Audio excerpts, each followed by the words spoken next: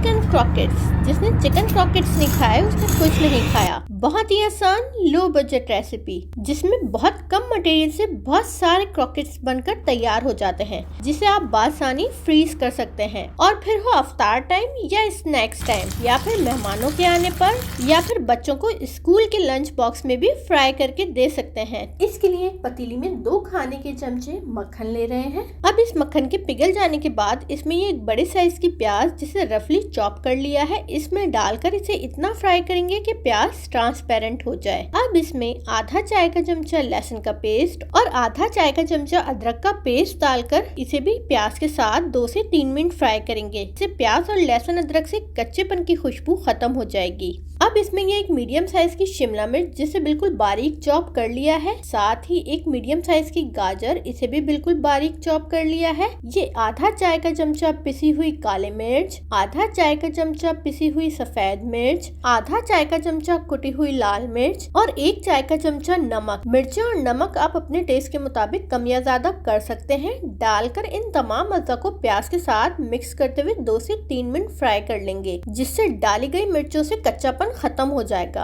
अब इसमें ये 3 खाने के चमचे यानी 1/3 कप मैदा डालकर इसे मिक्स करते हुए इतना भून लेंगे कि मैदे से भी कच्चापन खत्म हो जाए। अब इसमें ये 1 कप दूध, साथ ही आधा कप चीज, आप चीज स्लाइस भी यूज कर सकते हैं। मोज़रेला हो या चेडर जो भी चाहे इस्तेमाल करें। इसमें डालकर इसे इतना पकाएंगे कि बैटर थोड़ा थिक हो जाए। अब इसमें ये 1 कप श्रेड की हुई चिकन, जिसके लिए चिकन को लहसुन अदरक और नमक डालकर बॉईल करके श्रेड कर लिया है, इसमें डालेंगे। साथ ही 1/3 कप बारीक कटा हुआ हरा धनिया डालकर इन दोनों अज़्ज़ा को बैटर के साथ मिक्स करते हुए इतना पका लेंगे कि बैटर सिमट कर एक डो की शक्ल इख्तियार कर ले और पतीली से ना चिपके। देखिए बैटर डो फॉर्म में आ गया है और ये पतीली से भी चिपक नहीं रहा। अब इसे पतीली से निकाल कर अलग बाउल में रख लेंगे ताकि ये थोड़ा ठंडा हो जाए। अब डो के ठंडा होने के बाद हाथों को तेल से ग्रीस करके इस डो से थोड़ा मटेरियल लेकर इसे रोल की शेप दे लेंगे। इसी तरह करते हुए तमाम मटेरियल के रोल बना लेंगे। देखिए इतने मटेरियल में 22 रोल बने हैं।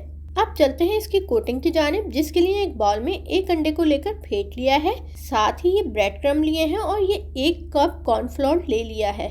अब जो रोल बना के रखे थे इसे पहले अंडे में कोट करेंगे और फिर कॉर्नफ्लोर से कोट करके दोबारा अंडे से कोट करेंगे। अब इस रोल को अंडे से कोट करने के बाद ब्रेड क्रम्ब से कोट कर लेंगे। इस तरह 2 बार कोट करने से फ्राई करते वक्त चीज निकलकर बाहर नहीं आती। इसी तरह करते हुए तमाम रोल को रेडी कर लेंगे।